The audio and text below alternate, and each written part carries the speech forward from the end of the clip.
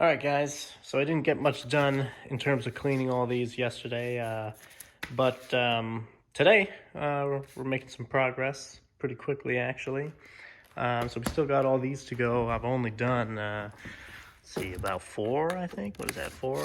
But you could see here, like, there's really no indication of what any of these are. They're just, completely blank or just have some kind of logo on them. But somebody was asking to kind of see the behind the scenes cleaning process. We can go ahead and do that. These aren't related to this bunch. I just have, some sleeves in here. This is what I've been using, these Bags Unlimited, which, by the way, I'm really looking for where I can get sleeves like, let's see,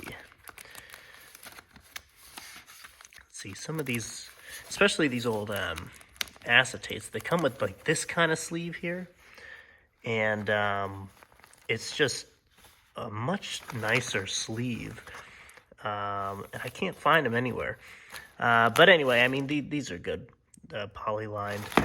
So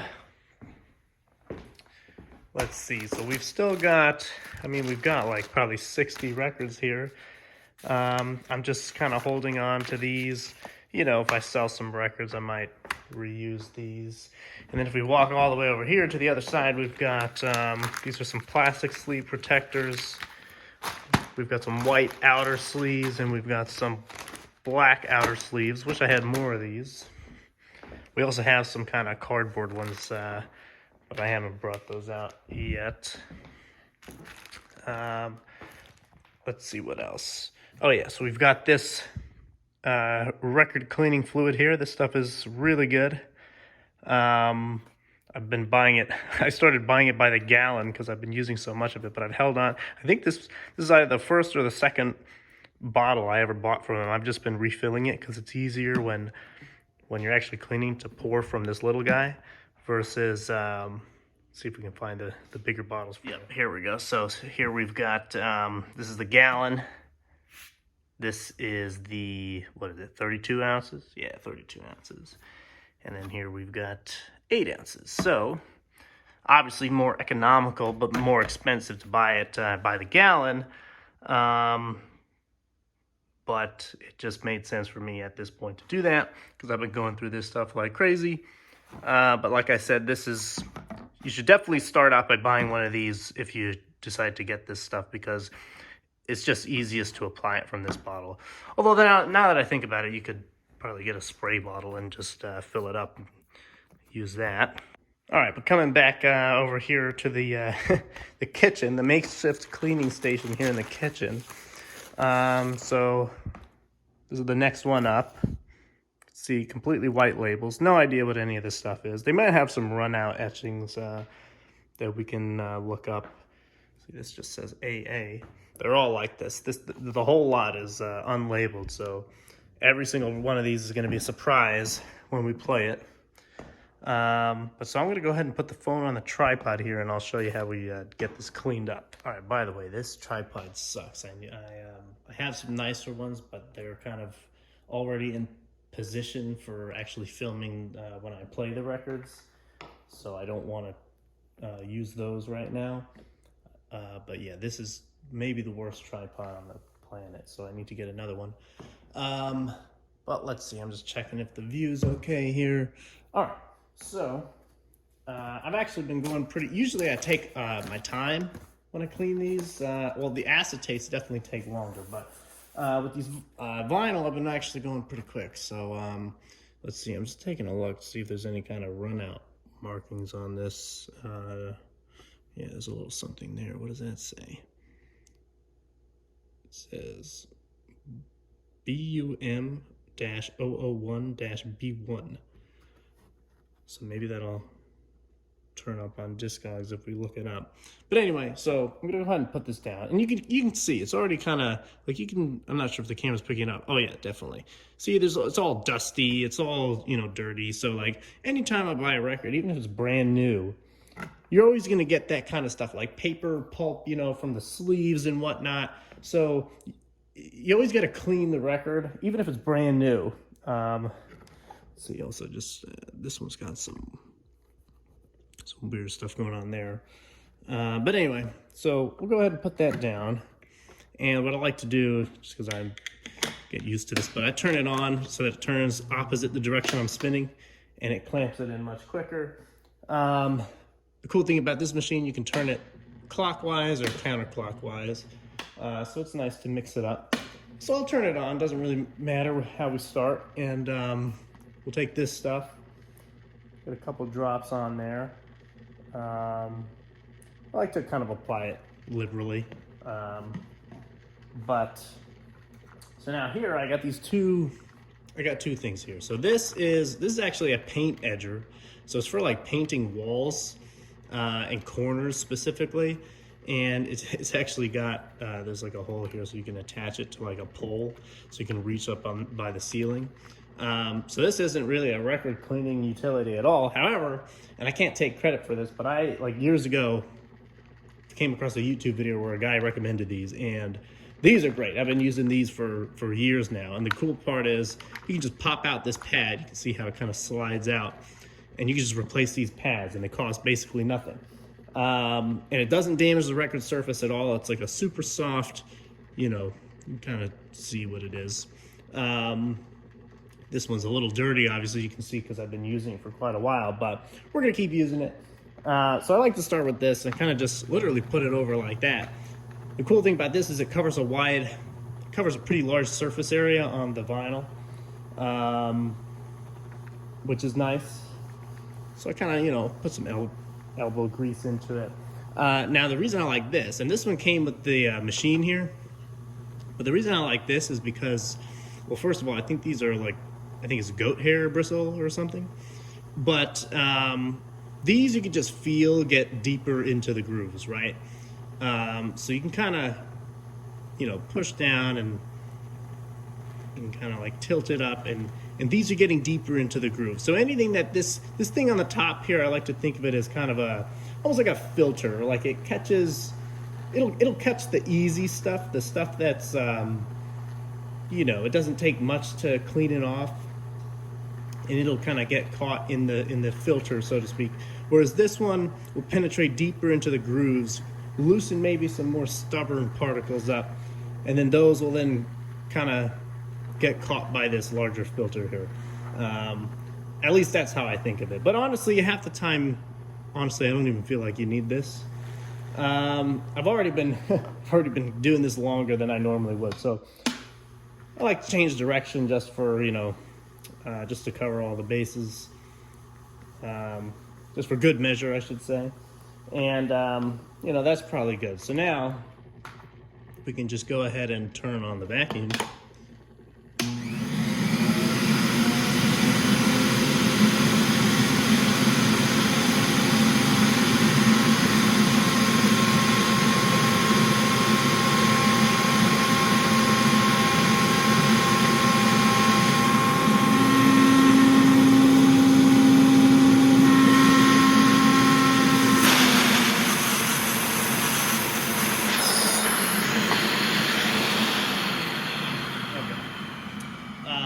All right, and so that's one side. Now, I just want to say, usually I don't actually run the vacuum that long. Usually, I actually had to run over there and grab this. This is a microfiber cloth that I use, and so you might have seen the vacuum.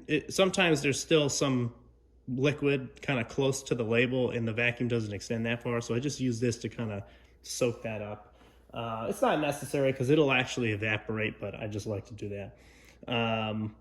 But yeah, so that's one side, and you can see, you know, much cleaner. So now there's the other side. Now, I just want to note with this machine, this hole here, I don't know why they designed it this way, but this hole here kind of blows up hot air, and that's the purpose of this disc, is to keep stuff from blowing up onto the bottom. And it's kind of annoying because sometimes this, you know, if the bottom's dusty and you put it on here, then this is going to get dusty, and then the side you just cleaned is going to get dirty again. But, you know, so I just keep an eye on it, make sure it doesn't look too bad. It looks fine now. So we can put that on there. Clamp that back on.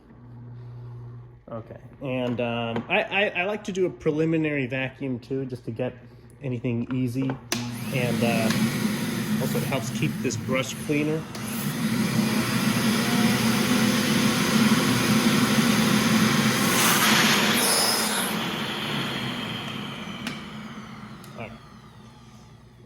All right, and actually, so I said I like to apply this stuff liberally, but I also kind of like to be somewhat sparing with it, like because if you've recently, like depending on how recently you've used this, like it'll stay wet. So you see I didn't put much on there, but when I put this down, you can see it's hopefully the camera picks it up, but there's still quite a bit of moisture soaked into the pad here that you don't need really to apply that much on each time.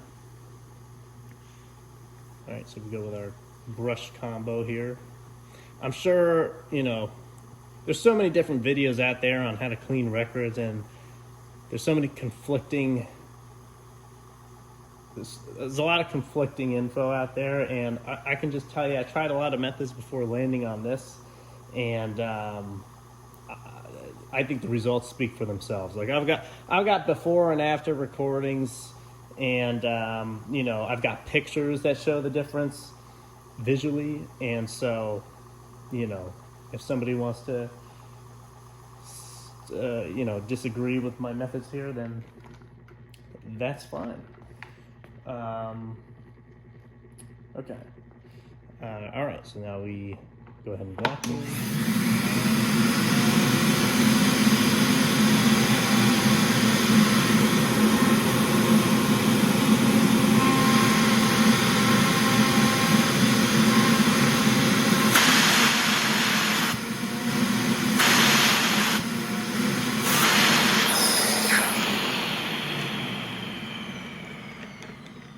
All right.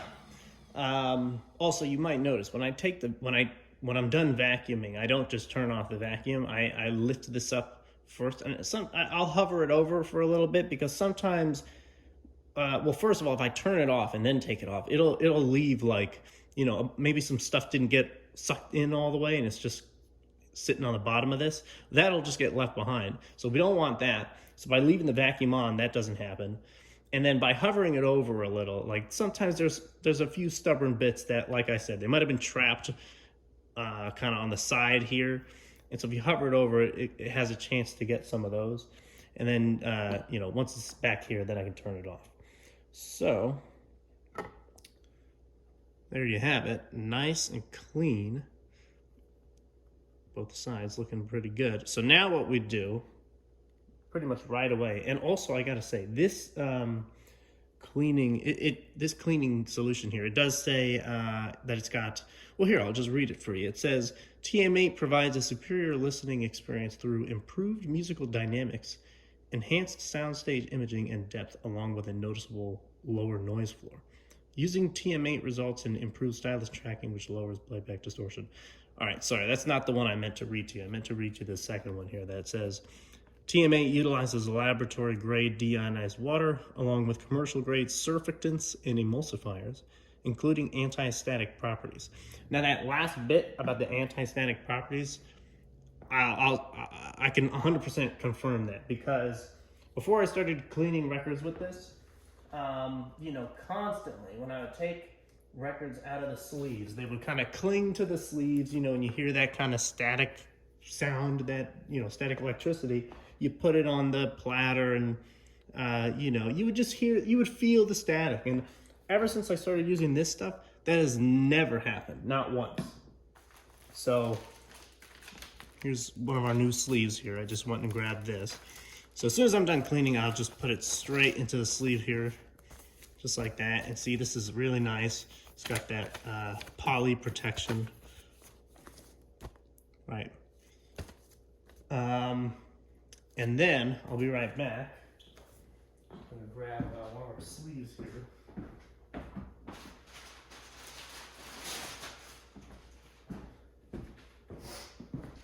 And I've been trying to kind of keep the original colors that these came in. So this one it didn't even have an outer sleeve. It just came in a white inner. So I'm gonna be using this white outer. And the way I do it is I actually line up the openings. And some people would think, well, why wouldn't you put it this way so that the dust doesn't get in? Well, I'll show you in a minute. But I like lining them up because then I always know where, where the inner sleeve opening is, which is nice.